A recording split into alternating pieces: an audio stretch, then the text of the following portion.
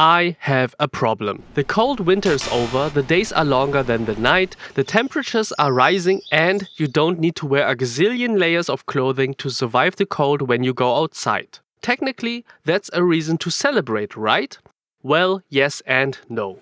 I mean, I do love the brighter and warmer seasons much more than the cold, dark, depressing. I digress. So what's the problem, you might ask? When I go outside, I want to have a method of carrying my gaming handheld around with me, with the option to easily access it for quick gaming sessions on the go and be able to put it away swiftly without issues when something urgent comes up. And I know what most of you will be saying. Mano, didn't you already mention that you carry a sling bag with you exactly for that reason, so you have easy access to your handheld? To that I have to say, yes, but I've noticed this is not fast enough. Imagine you're playing in the doctor's waiting room until the assistant calls your name and you have to put away your handheld. But you are in such a rush that you miss putting your handheld inside your bag, but accidentally lose the grip on the handheld and it flies across the room, hitting an old granny in the face, getting knocked out, falling on the ground. Now you stand there looking at the granny on the floor, the medical assistant looks at the granny while the granny's life flashes in front of her eyes. I mean, this is a possibility. Not that this ever happened to me. But can you get sued for an accident like that? Asking for a friend, of a cousin, of my neighbor's pet anaconda. Hey, psst. What? I heard your neurotic rant about your weird handheld problem. Yeah, so what? I have the perfect solution. What is it? Look!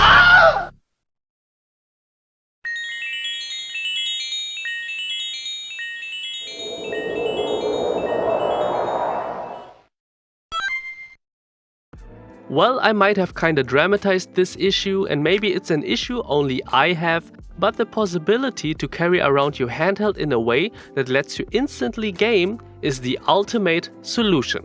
At least for me. I've searched all across the internet but could not find an answer until I stumbled across Esoteric Sean. Sean is a Game Boy Color modder. He has plenty of cool GBC Tinker videos. But what really hooked me was his Instagram account @esotericmods. Okay, it basically was just his profile picture. On that you can see something majestic around his neck. An armada of GBCs that are worn via a lanyard thingy. After some research I found out what exactly those lanyard thingies are. It's the GBC Protector. When I saw this I thought it was genius. I thought this was so cool that I got one for my Game Boy Color myself, but then I've noticed its biggest flaw. The loopholes for the lanyard are at the top, meaning when you wear your Game Boy Color, well that's funny to say, the GBC gets displayed correctly. But if you want to play it, you have to twist it before you can play, which is an extra step and that is, guess what, annoying. So I had two questions. First, why not attach the loopholes at the bottom of the case? That means while wearing the GBC, it would hang upside down, but playing would be easy and intuitive. Second, why not create this kind of case for other handhelds? I mean, there are plenty of handhelds, especially if you count our beloved emulation handhelds. With these two questions in mind, I've checked the one-stop shop for all kinds of handheld accessories. Etsy. Sadly, on Etsy, I could not find what I wanted. There are plenty of designs of so-called bumper cases for handhelds. These are pretty much what I want, but without the two loopholes. Then I saw that for the RG35XXH, there is a bumper case design that features one loophole. You might be asking, isn't one loophole enough? Well, technically yes. However, if you would attach both ends of your strap to that one loophole, the handheld would just dangle and walking around with it would get annoying. So two loopholes are definitely needed. I saw that the design was from Dill Designs and asked them if they could update the design with two loopholes, and they actually said yes. And then I was like, cool, let me know when you have the updated design. But then they never did reply. Then I thought, well, if they don't want to sell me an updated version, I need to get it elsewhere. I went to printables.com. On that website, cool people upload their designs so you can download them and print them yourself. If you have a 3D printer, that is. On printables, I found the bumper case designs again. Thankfully, Dill Designs is kind enough to upload their designs for free on there, which allows me to download the STL files, which are the blueprint files you need to 3D print stuff. The handhelds I'm going for are the RG35XXH because the design for that already has one loophole on the right, and the Trimui Smart Pro because it's just an amazing handheld. So I have the STL files downloaded, but they are not ready yet. This is normally the point in which I should tell you that I just took the STL files and added the loopholes myself to them. But I have to admit that I don't know a thing about 3D modeling, so I did the next best thing: to ask someone else for help.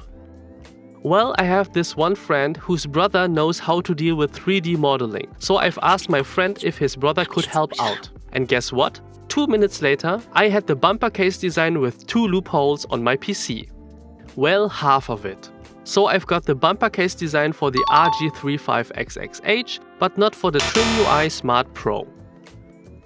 So I have asked my friend if his brother could also add those loopholes to the TSP design, but my friend told me, well, after my brother was done with the first design, he said that is something you can do in Blender yourself in 2 minutes. So I didn't dare to ask for the second one.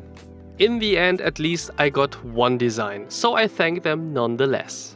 But I felt the urge to carry my nice and trusty Trimui Smart Pro around with me, so I came to the conclusion, fine, I'll do it myself. My friend's brother said you can do it in 2 minutes, right? I mean, technically, it is just taking one loop from the design and copying it over to the other side of the case, right? Can't be that hard, right? Well, I've installed Blender, so let's see.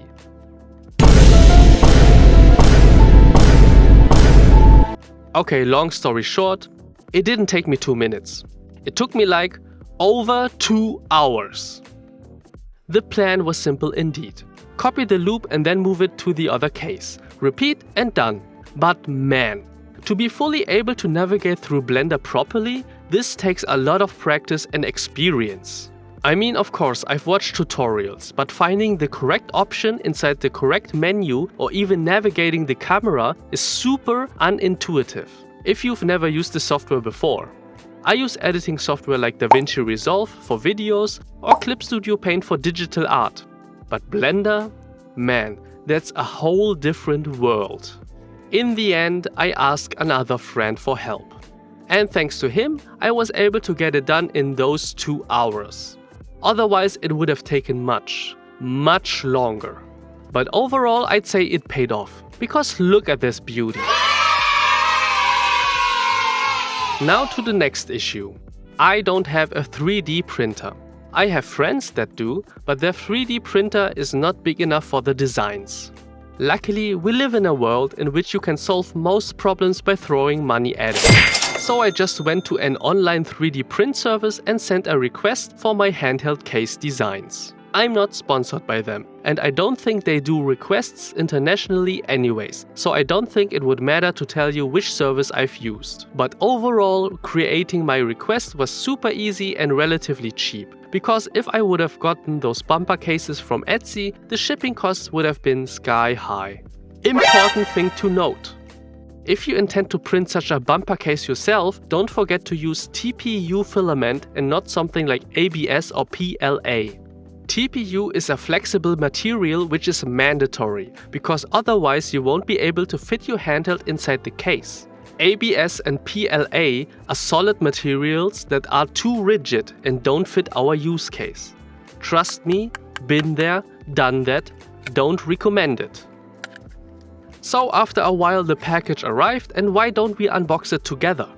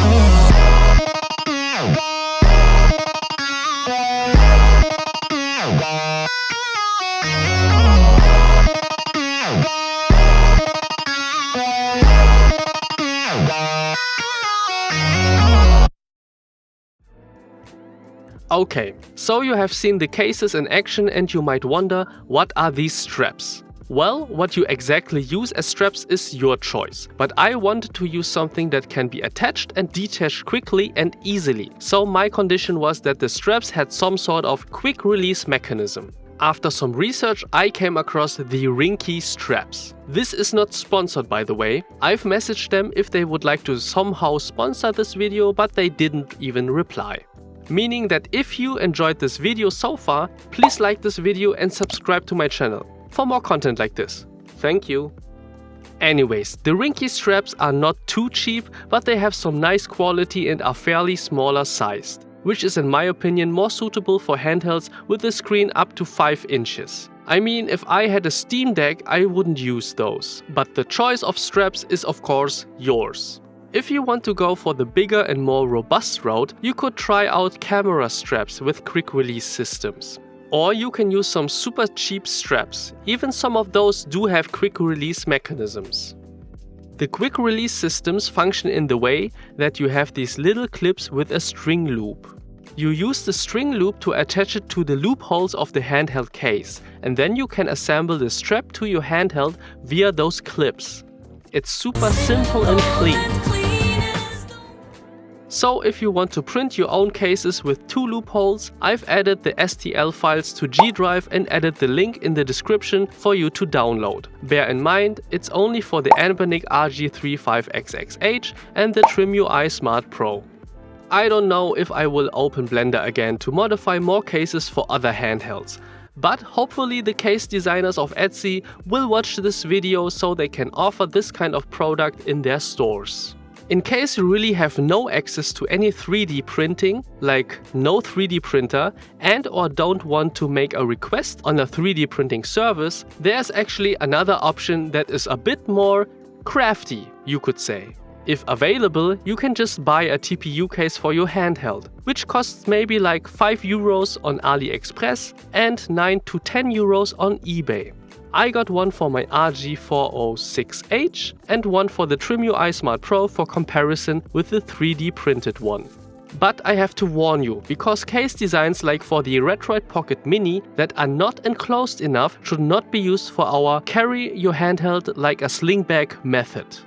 So you bought your handheld case and now the thing you just need to do is to cut out 2 little holes, each on the left and right side of the case, so you can attach your strap to it. I've tried multiple tools to create those little holes like needles, screwdrivers and so on.